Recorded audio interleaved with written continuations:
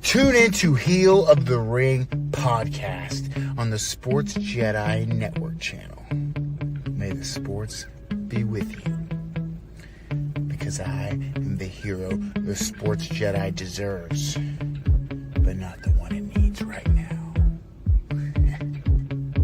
Long live Lexus King. Bonjour, everybody. Welcome to the Sports Jedi Network. It is a WWE Clash at Paris. It's our recap show. We're going to recap the PLE. Just finished about a couple minutes ago, about 25 minutes, 20 minutes around there, give or take. And we're going to review it. So welcome aboard. Thank you for joining us. But first, let me go to my partner in crime, the co-host of the Sports Jedi Network, the PGH, Chris. Salute, Chris. What's up, man? Hey, what up? Yeah, what up, everybody? Yeah, we're here for a post show here at their Clash in Paris. It was an okay show, nothing special, nothing great, nothing bad either. I really liked some of the things that I saw on the show tonight. Most of the things I saw on tonight, it was a good pay-per-view for it being on a Sunday afternoon, which they haven't really done that in a while, right? You're usually on Saturday afternoons or Saturday nights, so. It was okay. It was good. I liked it. I liked the Sunday afternoon pay-per-views. And I thought the crowd atmosphere, obviously, anytime they're overseas, especially in France, the crowd atmosphere makes that show 10 times better. So even the Street Profits match, right? That match was the crowd made that match good, even though it wasn't the greatest. And we'll get onto all that stuff. But good job from the crowd, and it was a good show. The crowd was extremely uber hot. From all the moments there, from even it felt like a roller coaster. You had your high peak moments, your little where we normally think it was a down low, but the crowd kept invested in it. Let's go right into our review. Don't forget to like, subscribe, and share. But we want to tell you about our sponsor today. Our sponsor tonight, it is Dude Wipes. Dude Wipes on the Sports Jedi Network. We're wiping out the competition clean. And let's go. So, yes, Dude Wipes is our sponsor. We appreciate, thank you, Dude Wipes, for sponsoring the channel.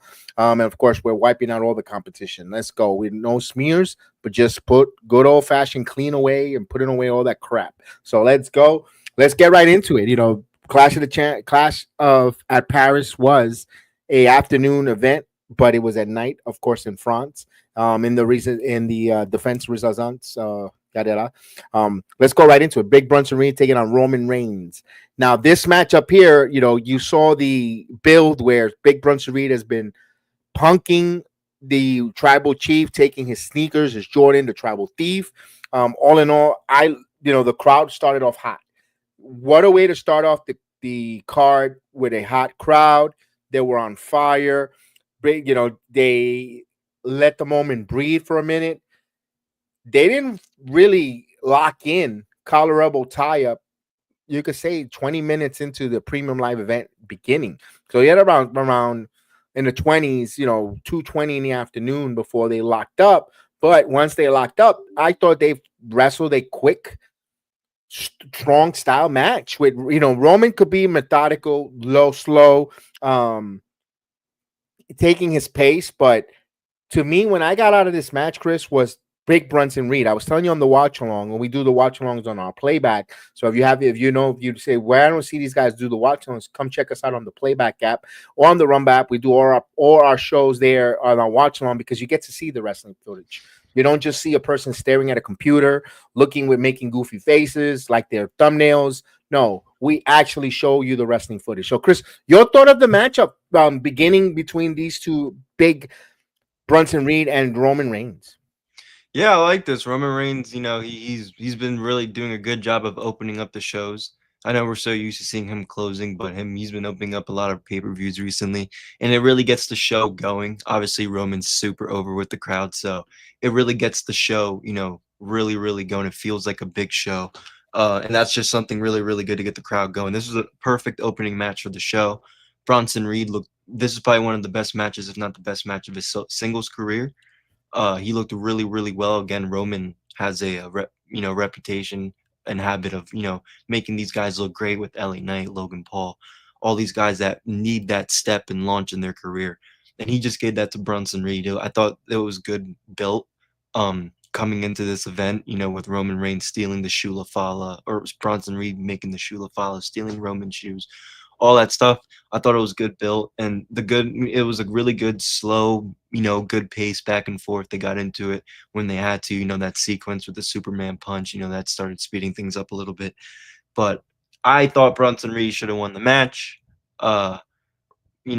Roman's, this would have been a good, but I'll get to that in a second. I thought Bronson Reed should have won the match, but talk about still going over the way, I'm not going to get into that right now. I'll let you, start that off. But the way what happens at the end of that match, that is what he needed if he's not going to get the win. So this was a good match.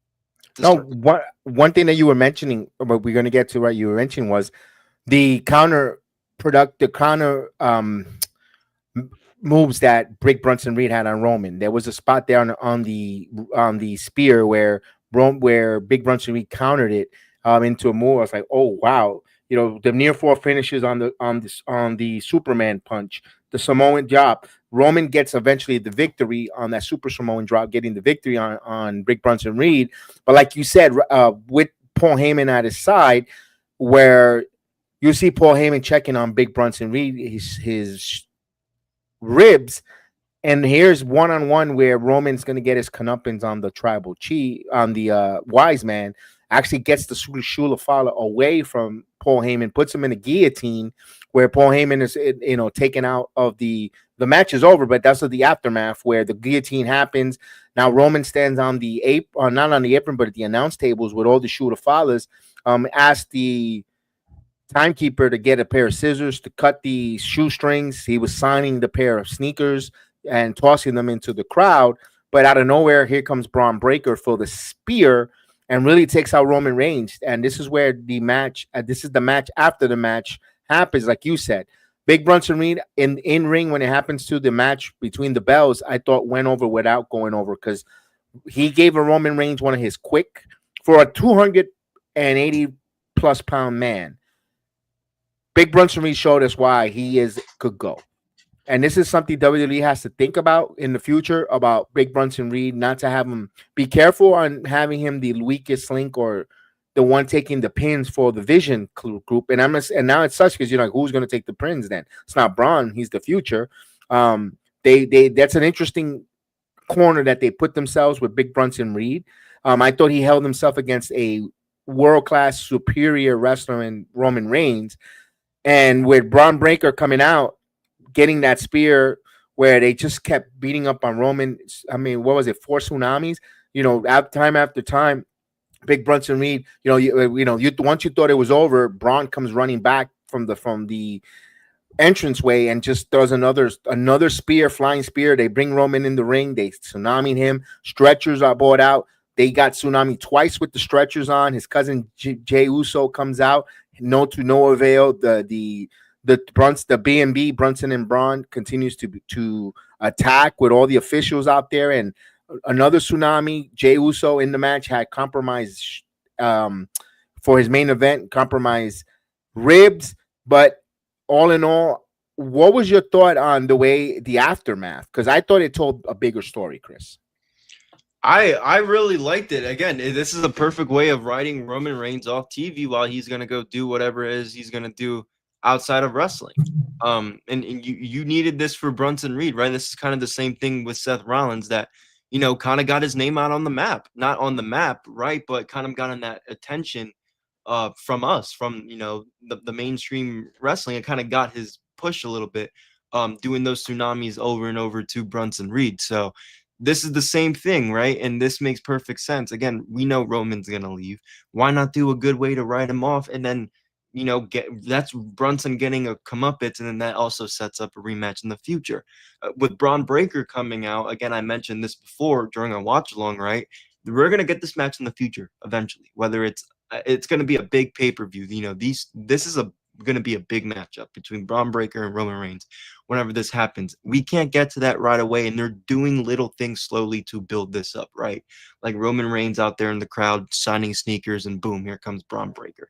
This is good in a lot of reasons for Braun Breaker and Bronson Reed, again, despite Roman Reigns winning. So that's why, Roman Reigns going over doesn't bother me a whole lot much, because what they did after the match made perfect sense. Again, Paul Heyman, we notice with Paul Heyman every time he's in a situation, I love you, I love you, I love. He just, it's so funny, and his face, like you mentioned, his facial expressions really get you. No, but yeah, that helps everybody. Bronson, because it helps him, look tough, and he's the guy that sent Roman Reigns packing for a couple months, and it also sets up a long-term tension and booking with Roman and Braun. Yeah, I'm glad you mentioned that long-term booking, and it's also with Paul Heyman and his facials. Here's the key thing that you mentioned there. After the aftermath of Roman getting all the beat down along with his cousin Jey Uso, you don't remember who won the match. So it really didn't hurt Big Bronson Reed. Hogan, remember how Big Bronson Reed looked so strong and how much he bought and took Roman Reigns to the limit. The amount of 4 finishes that was given from Big Bronson Reed, the pop, because he countered that spear into that pop-up power bomb, which I thought, oh man, that would have been if that match would have ended there. You're like, yeah, it made sense because Roman didn't expect getting countered on that power bomb, on that spear into that power bomb, knock your win out. So there was a lot of false finishes in the Roman Reigns match. If you saw his reign as a tribal chief, as undisputed world champion for 1,316 days, you saw those 2.999 kickouts, and he bought that. He elevated. To me, that's why I think he elevated Big Bronson Reed here tonight. And going forward, we all know that it's no secret Roman Reigns is filming a movie with Cody Rhodes. They're doing that Street Fighter movie. I don't know when is they're recording their time away, whatever the case is. Cody just had a baby himself, so I don't know their time, their schedule. But whatever way you're putting it in the kayfabe or in the storyline wise, now Big Bronson Reed takes out the tribal chief with some tsunamis on the stretcher and so forth. Later on, before we go into the next match, we see in the backstage where Adam Pearce, your Raw general manager, gets in the face of Big Bronson Reed and Braun Breaker, saying why they did attack, why they did that. They said he doing it for Heyman, but Heyman's on his way to a hospital with the guillotine. Adam Pearce decides to ban them from the building, suspend them if they were to interfere in Seth Rollins' match, because they were like, wait a minute, we're here for Rollins too. No, you're not. You set foot, or you're out of this building. You come back in this building, you're going to be out, suspended without pay. So it's funny how Roman Reigns was at a medical facility or hospital, as well as Paul Heyman. Are they fighting in the hospital as well? There for so that was interesting there. That was a caveat, a funny nugget there. First opening contest, hit the check the box. Yes. It gave you the drama. And it was a 20-minute in ring. Roman Reigns went 20 minutes. I timed it exactly from the minute they collar elbow tie up to the final 3-pin. It was about an hour long, or about 45 to anywhere from 45 to 50. 55. It was like 50 minutes. That whole segment from starting the whole thing, it was like, but again, we're used to Roman Reigns kind of doing that again, taking up a whole hour of a show anyway. And it was good. It was good. We didn't expect it. And again, the match was good as well. So I didn't mind that. Again, there were some of these matches. I thought all these matches weren't bad. But if you look, at the matches, at the card, this is kind of the story in the match you kind of want to pay the most attention to, except the main event. So gotcha. I'm happy. You know what I'm saying? So I didn't mind that they kind of made this long, because this is an important story on their flagship show on Monday Night Raw. They took their time on telling this the whole match with the story, because it didn't end tonight. We thought it was, because we actually said it on a watch along. We go, damn, Roman just beat Bronson Reed. I guess the Shula Fala and the tribal thief gimmick that's done, out of the window. He took the shoes back, he cut them and signed them and gave them away. Maybe that's done. But little than we know, they're continue the story with the amount of tsunamis he took and taking them out on a stretcher, and also Jey Uso being attacked and taken. So they kept that alive. They kept the candle lit without actually turning the whole entire lights off. So it was pretty cool. I like that they did that. Maybe the Shula Fala, where he's taking his shoes, maybe something that It's not going to move forward because reports were that Nike, we were told Nike might had an issue with the logo or the sneakers on a t-shirt. We don't know what truth is that, because if you look at it, you don't see nothing Nike. You don't see the swoosh. You don't see anything that says Nike. Although Nike does have a working relationship with Roman Reigns. They're going to make him his own sneakers. So I don't know what that, I don't know if that's a Roman entity or a WWE entity. I don't know. So we don't know. No So idea either. we don't know. So for now, we just going to say that they're going to put a pin on that with the shoes, the sneakers, but it continues the feud, which I love about it. We'll go on to our next match. I'm going to ask you this here. It was for the tag team champion titles, where we saw our guys, the Street Profit, who came out in Borderland. I did not know that. I felt so. That was, the video game. Yeah, I did not know that. I don't play the game, so I felt so old. So it came out in the Borderland mask, taking on the Wyatt Six. The match here, I don't know. It gave me a hard time getting. I'm going to be totally brutally honest, guys. I like the Profits. I don't know what it is about the Wyatts that I feel disconnected. I don't know what. I'm trying to give them an opportunity, have an open mind with the Wyatt Six, but something about them just disconnects me. I don't know what it is. I guess the start and stop of them before, and I'm waiting for them to pull the plug and stop them again. And I don't want to get emotionally solely invested and go, where the hell are they? And we don't see them, because when they made their debut a year ago in destroying the gorilla position, we were invested. Oh, damn. And then they just went away for such a long time. I know injuries, whatever the case was. And then they started them again, and they stopped them. And I was like, oh, it's like, I don't want to get too invested where you're going to pull the plug. And I think they got me for me. The match, not a bad match, of Montez Ford and Dawkins showing a little bit of a storyline within themselves. Are they going to finally pull the trigger of the split of the Profits? Because you saw when the match started, normally it's Montez Ford. Dawkins wanted to start first, and they had like a little bit of a disconnect before the match even started, Chris. I wanted to get your chime on that part. Yeah, I mean, there was a little bit of a disconnect. I think the whole kind of Wyatt Six now at this point is a little bit of a disconnect. Like you mentioned, like we talked about before, right? They didn't strike the iron while it was hot. They kind of waited and waited and waited. Now I think people are at the point where we don't care. We like the concept and all that, but now it's just we don't care. Again, the match, this it wasn't bad. I mean, I thought the Profits did their thing. The crowd really helped. I'll be honest, even the crowd, if you look at all the matches, I think this might have been the one that they were least invested in. So I don't know. I think the Wyatts, obviously they love the Wyatt. People love it. They love, the Braid tributes, and they love what the Wyatt Six means, but they haven't done anything to make me feel like anything. They're just going. First they were just going out there, getting the lights off, and then attacking different people every week. Never really followed up on most of it, especially Chad Gable shit. So now, so you don't follow up on all those stuff. Why am I supposed to sit here and give a shit about them as tag team champions when they really shouldn't, if I'm being honest? Chris, where you mentioned something really cool there, because you said they attacked the random people, but their purpose were attacking people that neglected their family, that they one time or another betrayed their family, let down their family, but Wyatt is about sticking with your family.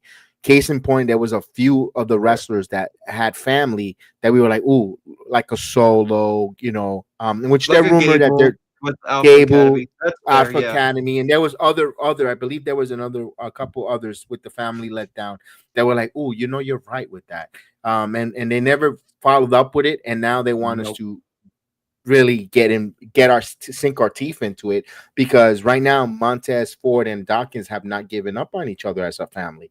They've been through each other thick and thin. If you want to blur the lines, it's Montez Ford doesn't want to separate from Dawkins because he benefits him to go on a single run, but he knows that his friend, his brother in arms, is going to get lost in the shuffle.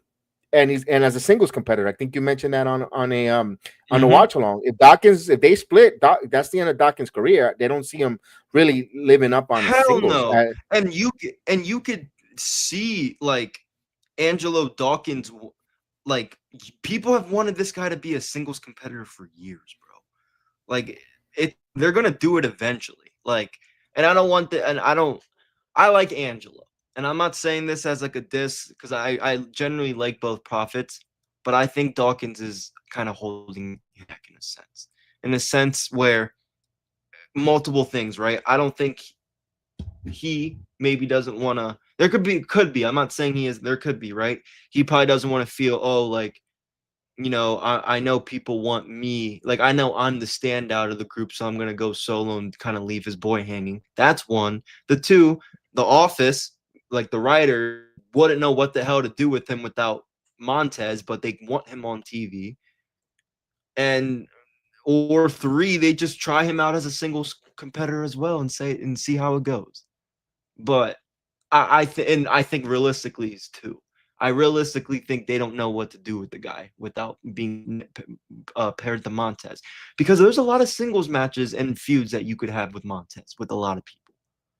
Yeah, and he could play different. He could be a heel, but with Angelo, he gets over with I don't know how to explain it. Like, it's yeah. one of those No, things where I get you. if you don't have if I don't have you, yeah. It's weird. It sucks because Dawkins he's an entertaining dude. He's a cool dude. He's not bad, right? He trains really hard with the Natty at the dungeon. Like, we've seen the improvement from when he started, but character wise, Montez just beats him in all fucking ways, man. It doesn't even come close. And you know what? That's what the WWE cares about. That's what the WWE fans care about. Montez isn't going out there, or Angelo isn't the one getting. It's really Montez. Yeah. So Maybe that's it, because it's like Hawk and Animal try to go singles, and the Road Warriors. I'm not comparing the Street Profits to the Road Warriors, no way, but it just didn't work on their singles. They had a couple. You could have had. You had a couple of singles matches with Ric Flair and Animal and Hawk and all that stuff. I got it. I know what you mean back in the day, but it's something about whereas Montez is going to overshadow. It's a rare way, and Dawkins. it's rare. It happens to everybody. can't Even the only thing that really we saw with when the Hardys went solo, like that's the only one that I can think of that actually You know what? worked. Good one. Like, Matt Hardy had a good solo career. He really did. But Jeff was the star. So it could work in Angelo's benefit. I'm not saying it can't. It could, because they're over as a tag team. So people kind of like the Hardys, right? You love the both of them as a team, so you would like them individually. This could work because it worked with them. I'm not comparing those two guys either, but No, it we can get work. It can work. So we'll see what happens with that. But that's kind of how I feel with the Street Profit at the moment. All right. Now, Well, especially losing that tag team titles. we'll pick it up here from Ford landing that somersault plancha over that steel post, where he's in control. Nikki Cross trips Ford from underneath the ring. Referee's distracted, getting the officials in order. Uncle Howdy hits Sister Abigail while the refs turns his back and throws in Montez Ford. Loomis rolls up Ford into the ring. They hit him into that what's called the plague, their finishing move now, and they get the pin. They retain. 1, 2, 3. It's just a strong title defense for the Wyatt Six. Listen, if I hate to say this, if everyone's complaining that the WWE made a mistake on Friday Night SmackDown where the Miz and Melo were so over, why not them against the Wyatt Six? Because if this were to happen to Miz and Carmelo, people are like, oh, how come I take them serious? You wasted an opportunity to make them number one contenders, to have them lose at the pay-per-view the way they did. So that's why they did that. It doesn't hurt the Profits because they're a natural tag team. And we could probably have a storyline like we just finished talking about, where Montez and Dawkins are teasing a split, or they're getting in their head, because Dawkins tweeted afterwards that he's tired of this always happening. So I don't know. Stay tuned. So I think there's going to be more to it. I think the Wyatts, whoever they face and beat, they're going to put dissension. Because if you saw Friday Night SmackDown, Bo Dallas has been going into all the tag teams' heads and putting mind games into it. character development for Bo Dallas, I gotta say I gotta appreciate it, because as much as we just killed it that we weren't invested, he's doing a little extra work as Bo Dallas to try to put mind games into these tag team division. I don't mind that. I think, I won't be surprised if Motor City Machine Guns on the next one to be teased in a split, or we've seen them split before. Don't know where that goes, but to be continued as SmackDown continues to get a little more interesting with story development into the the beginning of autumn into this fall season coming up for the WWE Women's Intercontinental title match. Now, Becky Lynch versus Nikki Bella. This is the only women's match up in the card tonight. As we're going to see later down in the evening, there was a reason why, because we first said, why not have the finals of your interim or your vacant women's championship with Stephanie Becker, and have someone who should have gained a number one contender for that title. Io Sky was the last champion, taking on Becker for that world title. I think that match would have been, on paper, people would have been really excited, and I think those ladies would have gave you a WrestleMania type of match there. But they went with Nikki Bella and Becky Lynch. There's some animosity somewhere, somehow, that we've seen it on their promo battles into the ring. The bell rang, and it felt like it went melatonin. The ladies worked hard for Nikki Bella, who hasn't been in the ring for so while, being on a premium live event. And I was told this on Chris when I watch along. If you told you in 2025 that Becky or Nikki Bella was going to be on a PLE internationally, I don't think we would never called it, Chris. I don't think so. Sorry, I dropped my mouse. No, but I said this right during the watch along, and I gotta give Nikki Bella her props, because as much we all know I'm not a fan. Every time I hear that you can look but you can't touch, I don't want to watch the show anymore. But the fact that I thought it was gonna be just kind of like a one-off kind of thing with Liv Morgan, maybe she's there to kind of finish that out. Obviously, we don't know what was gonna happen because Liv Morgan got injured, but I can respect this about Nikki Bella with the fact that she didn't just come in there for Evolution and do that. She's there every week. She's traveling overseas to be on Monday Night Raw to try to build her match. She's wrestling on Monday Night Raw even. So I really do have to give Nikki Bella her props in that way. But is she a good wrestler still on the mic? No, I didn't think it was good. Again, I asked myself the question. I told us on the watch long. I wanted to watch this match to see if Nikki Bella could still hang with a lot of the women in today. I'm not saying she can't, but it's really clear that there is when in the ring a little bit ring rust. But I think she connects with the fans fine, so I think she'll be okay in that aspect. But the promos, just again, she didn't cut any promos tonight, but I'm just talking about in the future. She got to get better at those, in my opinion, to really make crowd feel, because she worked with Becky, and I said because she worked with Becky, and Becky's really good at that. So if she's working with somebody who's maybe that's not their strong, she's the veteran. She's supposed to lead. So to get her interested in more storylines in the future, I think she kind of needs to improve on that. But I thought the match was good, and I thought she showed out. She still had a decent showing. I didn't think she did bad at all. Becky looked really well. Becky made her look really well. And I think the right person won. But shout out to Nikki Bella for building the match, having matches on Raw, and not just being a one and done type of up and returning Hall of Famer type of deal. She's working, she's grinding like she used to. So all respect to Nikki Bella. Yeah, I'm going to pick it up in this part of the match, and I'm going to elaborate here a little bit, where there's a part here where Nikki lifts Becky onto her shoulders and she lands on an electric chair. Nikki, with a spine burster, goes for a cover, but Becky kicks out. Bella gets the fearless lock in, and as she gets full secure, they crank it back on it, but Lynch hangs on. Bella hits the manhandle slam for a near fall finish at the count of 2. She locks in Becky Lynch in her own disarmor, so they traded. She tried to go back and forth as Becky Lynch escapes, but here's where they come. She rolls up Bella up for the Lynch pin for the 1, 2, 3, where Becky squeaks out, where Nikki Bella was trying to put out all the stops, but Becky Lynch gets the victory. I like the way they told that get in and get out, where the crowd was trying to stay and trying to put on the ladies to get them going.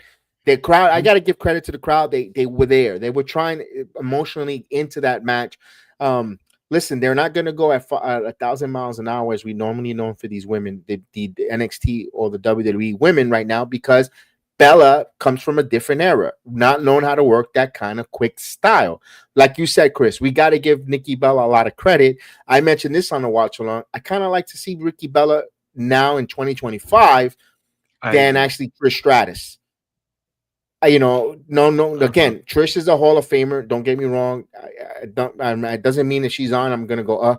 I kind of like her. Becky. I feel like Bella fits more this type of wrestling or this type of women's wrestling in 2025 than a Trish. Don't get me wrong. Trish had a hell of a steel cage match last time too, and a hardcore type of style. But if Nikki is going to be every day, or like you said, a mainstay on Monday Night Raw or WWE, like she looks like it. She doesn't look like it's a one-off or a couple of months. She looks like she's going to be a WWE superstar for whatever the amount of contract time that she's signed. Then you know what? She fits. She doesn't, you know what? She's not out of place.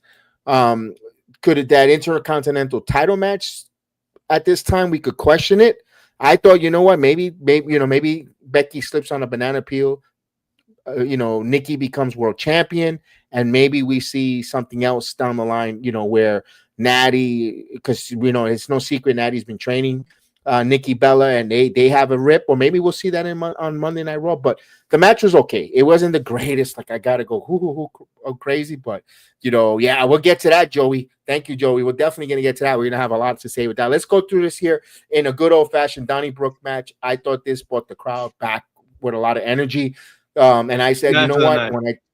Match of the night, when we did the watch along, I was telling our chat, I think sneakily, I think this is going to be match of the night. And be honest with you, I'm going to be, and everyone knows, going into it, I didn't give a crap about this match. I was like, why the hell are we getting this here on Clash of the Paris? And then 24, right before the show started, I said, you know what? I said, you know what? I could sneakily believe that this might be the match of the night. And Chris, talk to me about that Donnybrook match. Your thoughts, man. I loved it. I thought it was the match of the night. I don't care for Rusev individually. I don't care for Sheamus individually. Even though Sheamus never really has a bad match at all. He's really one of the more consistent people, in WWE. When it comes to having really good matches, no matter who it's with. Even that whole Ludwig Kaiser thing I thought was dragged out too long on Raw. They were really good matches every week.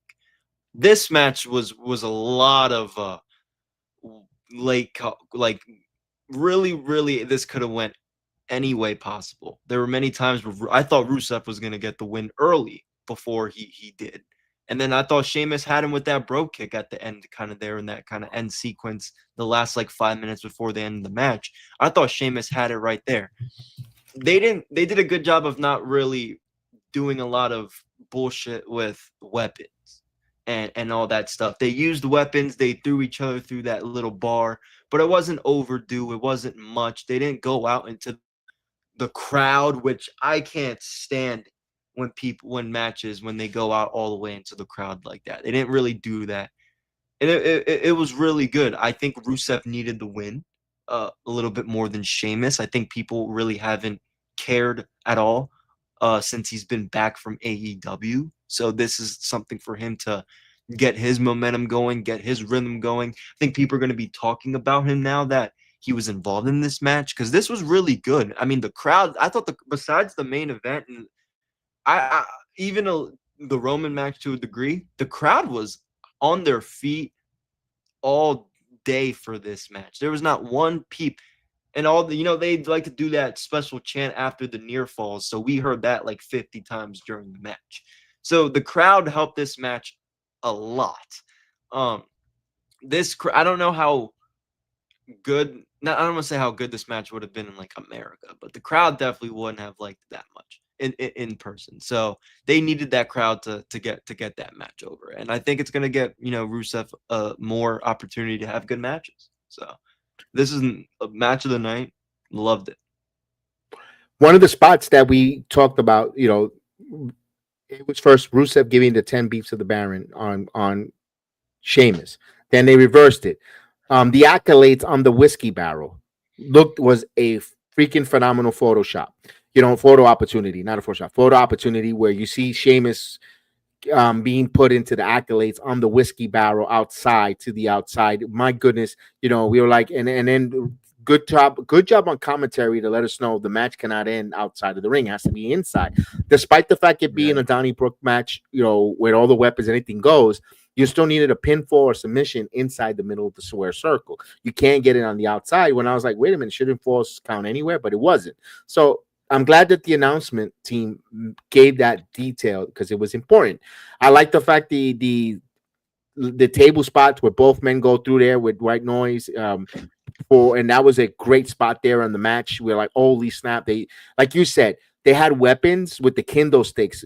Sheamus getting whacked with the kendo sticks early on. The Donnybrook, the shillelagh getting hit all over the different spots there. And it was, again, Rusev winning with the accolades, but with the existence of Sheamus's own weapon of the shillelagh right into his mouth. And then the accolades, he bent them back like a pretzel, where Sheamus had nothing else to do but to tap. He was being bent. When you're being torqued a certain way, it makes sense. Where, that's why I always tell you, when I see either a half crab or Boston crab or walls of Jericho, whatever you want to call it, sink it in, lean back, because it makes the submission hold looks more credible. I hate when the wrestlers stand stiff straight up and there's no effort being put on the submission. I like that Rusev torqued back on that with the Donnybrook or the shillelagh in the mouth of Sheamus, where he had to do nothing but tap out. And now, where do they go here on Monday Night Raw? It's up to creative, because I don't think it hurts Sheamus. Where, if these two guys meet in the hall again and they have show respect that they went to battle and war together, and you want to make them a tag team, I have no problem for them teaming up. Because, brother, I went to war with you. We went to war in the continent of Europe, and we, in France. Anytime you need my back, you got my respect. I got you. And their friendship, neighbors, all that good stuff. That's a tease if they ever want to make a tag team later down the road. They don't need to rush it, but they could leave that in their back of the card. And I loved it. I hope we have a good follow-up stories for both of the men if it's going to eventually lead to them as a tag team. I would love to see where they go from Sheamus. That was the match of the night. Personally, one of the matches of the night, because I'm like, man, because there was no implication. There was no number one contendership. It was just two men that just have a grudge match that they just want to beat themselves. The spot on the bar when he just puts him right through the bar. It's just all that was great. Like you said, Chris, not overly produced with the weapons. There was no forks needed. There was no steak knives. There was no syringes. It was just simply done with the weapons that we normally accustom in a wrestling match, and no sauce. They didn't need the blade. It still told the story because these mother suckers really hurt themselves. They really went out there and killed each other, and that was a great match. I appreciate it. Hell of a match there. Commentary was phenomenally done well. Wade Barrett has history with these men, and he kept talking about it, and they really were. Kudos to everyone there. Let's go to the next match here with John Cena versus Logan Paul. This is John Cena's last time in Paris, France. Logan Paul, of course, the Maverick, who everyone can't stand, wants everyone to beat the shit out of and get his ass kicked. To me, John Cena coming out, that ovation, that thunderous entrance for John Cena was just phenomenal. I mean, if you don't get goosebumps and you don't recognize or don't grasp, but there's only under 9 more appearances and 3 months left of John Cena in ring as a ring competitor, as listening to your time is up and your time is now. Something's wrong if you don't feel a little bit of an emotional investment, babyface or heel. But for John Cena turning heel, I keep saying this, Chris. You know what pisses me off out of all of this? He should have still be undisputed world champion. There was no effing reason to take that title off of John Cena, because I think it would have been even more uber special. John Cena babyface with that undisputed world champion taking on Logan Paul tonight, because people would have been like, and then never seen 17 and he holds the title up. Man, they missed the boat. They missed the boat on that, man. And we've been saying that since WrestleMania. or Yeah. not WrestleMania since he lost it. Yeah, WrestleMania since he lost Some it. So SummerSlam. or SummerSlam, excuse me, SummerSlam. So it's a tough one. It's a tough one because obviously, he's winding down. We know he's leaving, but Cody's if with all this other stuff that Cody's doing, it's like Cena's still there. That's the only thing that kind of confuses me a little bit, but I get it, but I don't. But this match was great. This match was great. I think Logan Paul continues to shine. He continues to prove people that he could work because John Cena was really tired in this match. I don't really think, obviously, John Cena, he's the veteran, he's the worker, but I think in this kind of new day in wrestling, you know how WWE's doing matches, especially guys like Logan Paul. I think Logan Paul did a good job of adjusting to Cena. He didn't do too much he did a lot of frog splashes, but didn't do too much anything high risk or like he would against like a Seth and AJ, Dominic, somebody like that. So he did a good job of adjusting to Cena's style, which was really cool to see. And I thought this match went well at 22 minutes. You got it down in there, 22, 25 minutes? 26 minutes. Exactly, 26 minutes. So from collar elbow tie up. That's not the entrances. So that's that's one of Cena's longer matches in the retirement tour. And it was really back and forth. And again, if you're still having doubts about Logan Paul, whether you like him or not, that should tell you something right there. This match was good. I liked it. It wasn't nothing special. It didn't have to be anything special. Because Logan Paul, we know this isn't the end of Cena, right? This is something to get Cena over, something to get Logan Paul a match in Paris. So it's a money-making, essentially. So I liked it. I liked it. I like the result. Chris, you know what showed me? That, like you said, Logan Paul adapted to a different wrestling style with an older veteran to slow pace. Not, normally he does a viral moment with the drone that he has a cell phone, takes a high risk on a table bump, takes a picture, puts it in and gets all the likes. He didn't need to. I thought, the near fall finishes back and forth with the punches and when he hit that with the titanium hand on John Cena, getting a couple AAs, John Cena with the FTFU, also Logan Paul doing a little bit of John Cena with the shoulder tackles and doing the you can't see me, and the five knuckle shuffle as well. That was and John Cena jumping up, and we heard the crowd chanting for Super Cena. The crowd were electric they were thunderously electric. Again, all through the night, where it just prevailed Cena. We saw Cena was winded, tired at the end, but he's emptying the tank. And you know what? If you're a WWE fan, you have to appreciate that John Cena is emptying the tank out for your entertainment and your admiration and respect for cheering him on for all those years in the ring. And he's leaving it all on the apron for everyone, no matter where he's in the ring or who he's with. He's giving it all he's got. And for Logan Paul, like you said, if you still think that he don't belong in this business or in this company to a WWE, something's wrong with you. You may not like the guy, granted. Don't worry, he may not be your type of wrestler. He's not my cup of coffee. I can't stand the dude. Exactly, but he's entertaining. He's entertaining. He could wrestle. And he's very entertaining. And his matches, look at his matches in Saudi against Roman, wasn't terrible. His match, all the matches, the opportunities that Logan Paul has been given to be in the ring with top talent has not disappointed and say that, oh my God, he botched it. He's a botchamania. He's terrible. Look, he actually wrestles better than Tonga Loa. And Tonga Loa has been, New Japan and guerrilla warfare and all that stuff. And again, not to single you out, because I love that guy. I think he's entertaining as well. But, it's easy for me to go point at all elite wrestling wrestler and say he's better than them. No, I'm going to point out a WWE wrestler as well. He's better than some of these guys on the roster and supposedly a so-called outsider. When is that stigma and that stereotype for Logan Paul going to be removed? He is a guy. He is one of the wrestlers. He is one of those guys. This guy could wrestle. Listen, if I ask you this, do you want to see Paul Hauser, whatever the hell, the fat guy from Cobra Kai wrestle, or you want to see Logan Paul wrestle? Because the hot dog, the boom guy from the hot dogs from Costco. You want to see Logan Paul? Seriously. Let's or Jelly Roll. I'd rather watch Logan Paul. Yeah, seriously, I'd rather watch Logan Paul. Logan Paul is not those celebrities. This guy is a wrestler. We need to take that stereotype. It's a unpopular opinion for some, but I think this guy's a WWE superstar. We have to embrace it already. We have to give this guy his flowers. He was a United States champion already, and this guy makes the he was in the ring with Rey Mysterio. He saved Rey Mysterio from having a neck injury on a missed spot by a veteran in Rey Mysterio. This guy, you got to give him his cup of coffee. You got to give him his flowers. Let him smell the roses. Every time he has like Randy or like an Undertaker, he's had Randy, Undertaker. They've all said, Cena said on the McAfee.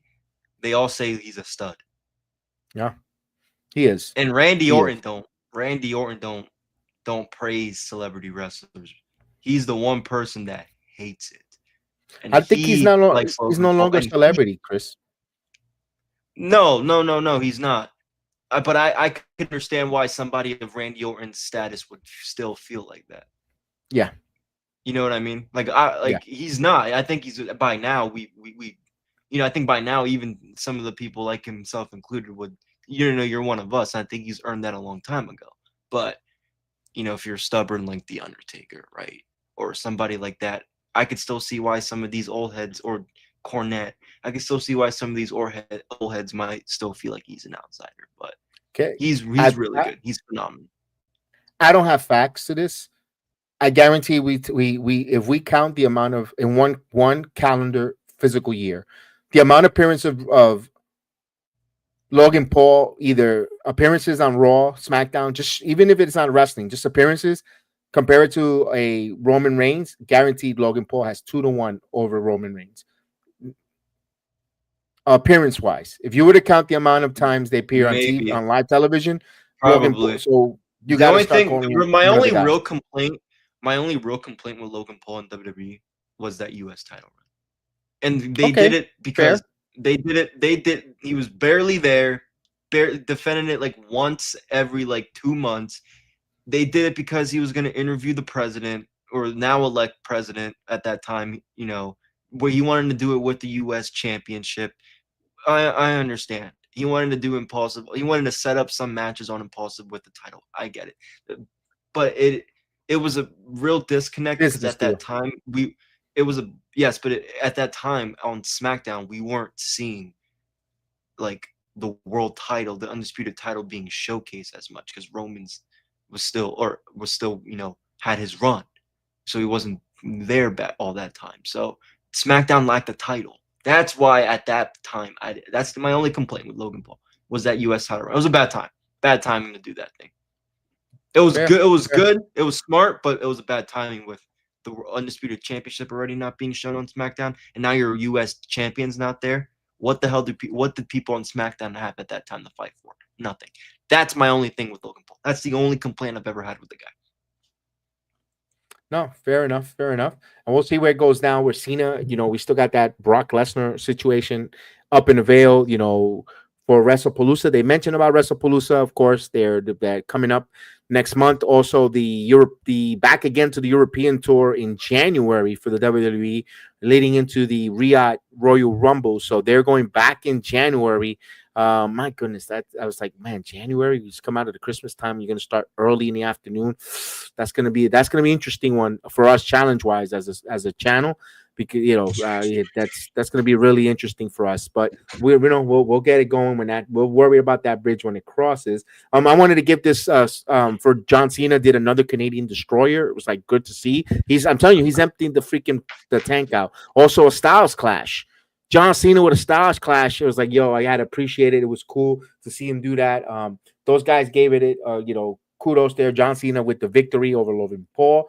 No, I don't see anything that hurts Logan Paul either. He could get heat and garner heat, and that's what you want for Logan Paul. Let's go main event now. No Wise Man, because he is in the hospital getting medical attention, taken out by the guillotine. The Vision Group is all completely out of the picture. They're banned from the ring, from the arena by Pierce earlier in the night.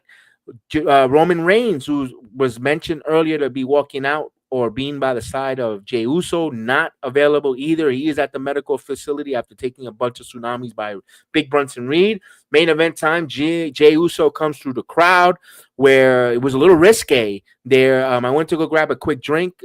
Chris, tell me about Jey Uso's entrance. Oh, it was yeeting all day. It was yeet. It was yeet yeet. But there was this one There was this one guy. When he got down the stairs and he was walking. I don't know if Jey. You know how people are like, "Well, what up?" Like I usually do. Like, but Jey did that. Like, but when these wrestlers, you don't do that when these wrestlers are walking. It's like a high five. Like, just stick your hand out and move on. But this guy like yanked him. Like tried to yank him like in like kind of the crowd and like in the security that was behind Jey was like like kind of like pushed him back. He was like, yeah, they were doing and then during the Sheamus match as well, real quick, there was a fan trying to get past the security and the security was holding him back too. So there's a couple, and obviously we saw the videos with Rhea and Sheamus beforehand. So that was kind of what happened during Jey's entrance. A lot of eating, typical, but that was the thing that was like, oh shit, that fan really tried to pull him into like the crowd area, and the security guard was like, So don't they know that they're not filming? They're not filming Mortal Kombat. They're doing Street Fighter. That's for Scorpion. Come over here. Come on, get the movies. Get the movies right, correct. yeah, right? Yeah. But again, we get the guys in. Punk, LA Knight. LA Knight gets everyone in the main event got a tremendous ovation. We got the LA Knight. Yeah, he got a great reception. Punk, I thought his reception was extremely loud. People were chanting, singing, Living Color. They kept singing Cult of Personality. It sounded phenomenal in that building. And then Rollins, everyone loves to sing. And this is what a lot of people get upset with, especially the Busted Open, not so 24/7 Pro Wrestling Nation says that, they don't like to sing along with Rollins because he's supposed to be a heel and they don't want this, but I thought it was great. I thought the match was great. I love the way they announced. Of course, they had Pepe Le Pew announced the attendance. They broke a record. They had a bigger announcement, bigger than Taylor Swift, 30,343 tonight, breaking the biggest gate in all of that in international, largest gate in history for a single night. WWE continues to tally and break records. It is what it is. They're always going to tell us that about it, and we get the match. Rollins said he's by himself.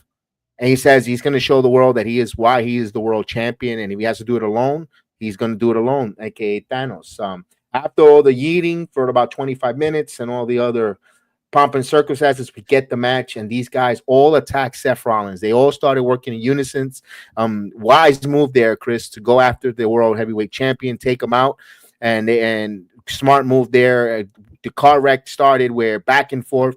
Where actually I was surprised that Jey Uso was the first one to turn and super kick Punk, then LA Knight, and then all hell broke loose with everyone back and forth.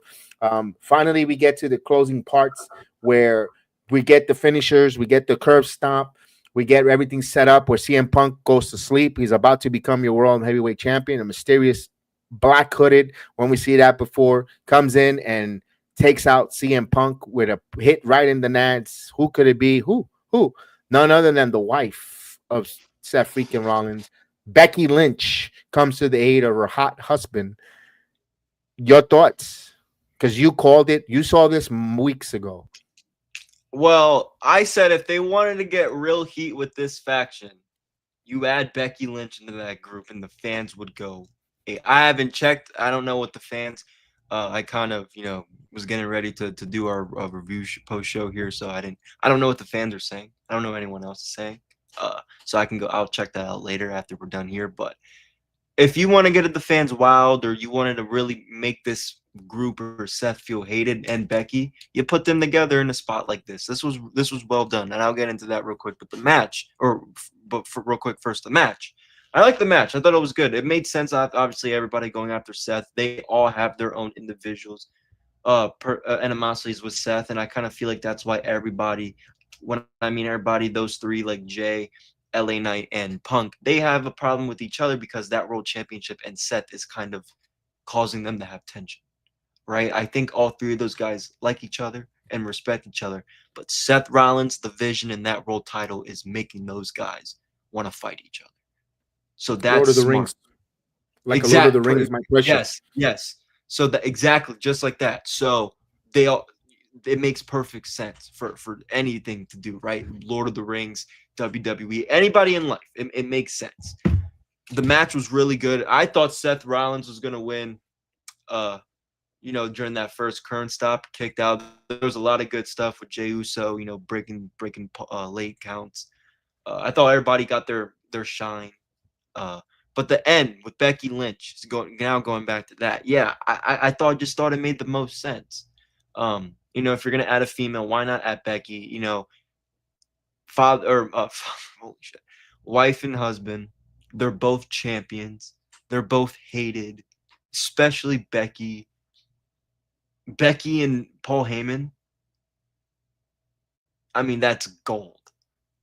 That is gold. When have we seen Paul Heyman work with a female? Why not have Becky Lynch be the first one? That's gold. I think it's you have that in your back really pocket. Chris, you have that in your back pocket if they want to always break up a group, a female with wife, husband, and wife, where dissension with Paul Heyman. I'm not agreeing with Becky. That's in the back pocket for later down the road. Doesn't have to happen now. They've got that for long-term booking when it comes to the husband. Now it sets up. And now let's talk. Let's get to the juicy. Yes, stuff, and then let's go with Joey Taylor made a nice point. Joey Taylor, if you're still in here, because we got over 1,000 people, I think you're still in here, brother. I agree with this 1,000%. If there was a time to believe that AJ Lee could make a return, because even me, she's coming back to the Rumble, dude, she's done. This is going to get people talking. And we might actually see AJ Lee come back. I mean, I don't really... If you're going to do this, you can do this at WrestlePalooza. Why not? ESPN, if I want to really get into it, you counter program All In with that. I mean, I think if AJ is willing to come back, I think Seth and Becky, I think she would be willing to do it with Seth and Becky, and I think she would know. I'm not saying she's right, because maybe whatever it is that she's gone through, right, maybe really doesn't want her to get in the ring. I get that. But with Triple H, and she sees how Triple H and Punk are good on good terms, right? Maybe she sees Seth Rollins and Punk not friends, but let's make money. Let's do business together. Let's just, who knows? Maybe now they're fucking cool and we just don't know. But and then they're just still playing it for TV. But my point is, if she sees that this thing's working and everybody can get along, I think she could really be on board for this. I agree with you to the point where even if AJ, because it also opens the fact that AJ Lee, with all the many podcasts, if AJ Lee wants to come back and do a podcast on the WWE umbrella and make money that way too, the Bella's got a podcast now. Everyone they're returning. That's another thing for her to come in with Punk. Yeah. If they want to do that, I could see where AJ Lee. This is, like you said, this is the opportunity. She doesn't come in now. I don't know when. I don't think. Don't expect her there. I can't wait. No. If she doesn't come in now, don't expect her. Yeah. Here's the one thing I thought Bayley would have been a better fit, but husband and wife makes even more, trumps it over. Bayley could have used it with the group, but it's not gonna happen. So they got something else for Bayley going forward. For Rollins, and now like you said, WrestlePalooza. You mentioned, if I telling you we're gonna get a returning AJ Lee confirmed to team up in a mixed tag team match with the WWE. Also Brock Lesnar versus John Cena. Cody Rhodes returns back from his hiatus to have that match, and so forth. So you're stacking it against the All Out show, and that's your first show on ESPN, where ESPN is going to do nothing but mainstream publicize their WWE with the return of the beast, Brock Lesnar, and also talking about UFC and so forth, and show highlights and different things like that. Yeah, so that might be something that's in there. Yeah, everyone, and brother and sisters and their dog has a podcast these days. Absolutely, that's my point. WWE, they're putting, Undertaker and his wife. Stephanie McMahon has a podcast. There's so many different podcasts. Add another one with AJ Lee and CM Punk. They want to turn, because I think WWE also wants to corner that market of media coverage. They want to take out us, folks like us, to not do podcasts and spread negative and negative pod, because I think people, just by them saying that they have a podcast, they'll outdraw any of us easily. AJ Lee and Undertaker started his podcast and got like 300,000 subscribers in like a month. Yeah. Maven started his, and he already got the certificate about the over 100,000 subscribers. He's about to hit a mill.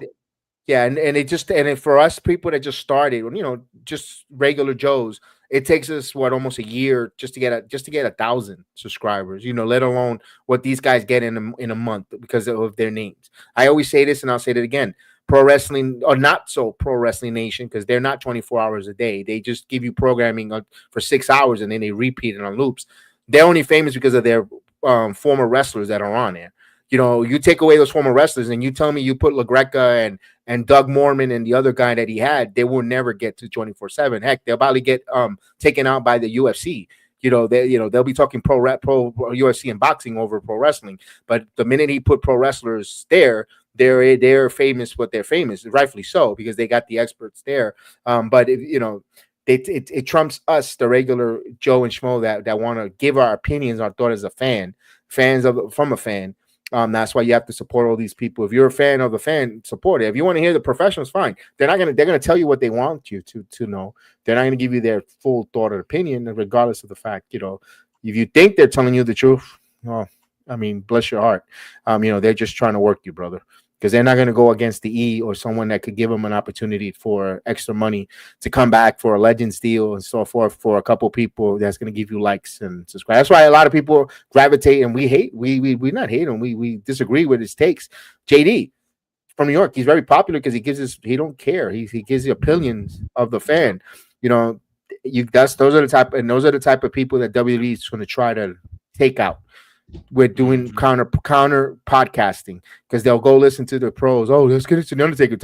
They'll give you a little bit of secrets, but they won't tell you, stuff like that. So that's why WWE looks like they're trying to get that. And I can see where long story short, I can see AJ Lee returning and providing with a podcast and wrestling career and all that stuff. So, it'd be interesting to see.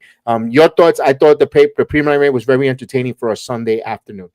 It was entertaining. Yeah. It got us through it. It wasn't boring. It wasn't terrible. It was a little on the longer side, but it was good. All the matches made sense. It was good storyline television matches. Nothing really to complain about. No. Now we kind of got something for people to get talking about. Going in the WrestlePalooza. So I thought it was a well good done. I thought it was good for this whole weekend. This whole week was for the fans in France. A lot of catering to the France crowd, and that's what it's about when they go overseas. So It was good.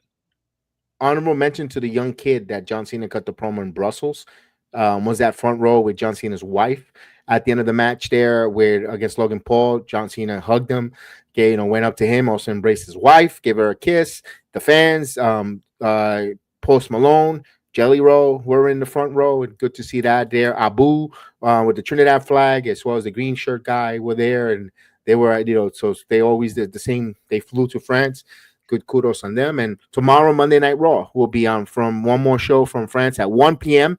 We will have the watch along on our Sports Jedi Network on our playback channel. Not on YouTube, playback, because on YouTube, we're not allowed to show you Monday Night Raw. So we go to the playback where you can see it. And again, don't forget our sponsor tonight. It's Dude Wipes. We're wiping out the competition clean. Dude Wipes on the Sports Jedi Network, joining forces, and you feel the force and feel the freshness. Dude Wipes, Sports Jedi Network. We thank everyone tonight. Of course, tomorrow, Labor Day, remember, thank a serviceman. Always remember what it's all about. For the freedoms and liberties that the men in uniform, men and women serving our country in all our formed branches of the military, on firefighters, policemen, all the men in services giving us the freedoms that we have so we could do a podcast, rant, say we don't like, we you know, be a little spoiled wrestling fans. Those are the freedoms that those people fought for us then, now, and forever, like the WWE says. So let's together acknowledge them and give them thanks to the men and women in the service. So, guys, you have a wonderful evening. We appreciate you. This is BX Sports Jedi Kev, PGA Chris. We have of course, a couple videos coming up. This Wednesday, we have a big interview. We're going to announce it now. We mentioned it earlier. We have an opportunity. We time. It's not known yet, but we're going to be interviewing TNA's Knockouts champion, Ash by Elegance. So stay tuned for that. So we have that interview with her. The time, we don't know yet. We'll probably post it, or we'll just record it and put the video, instead of a live stream, we'll have it on a video recorded on our channel. So yes, so Wednesday, look for it, Ash by Elegance with the Sports Jedi Network. She's going to make us elegance our channel. She's going to bring the elegance to us. So thank you, guys. We'll see you tomorrow. Have a good night, and may the sports be with you.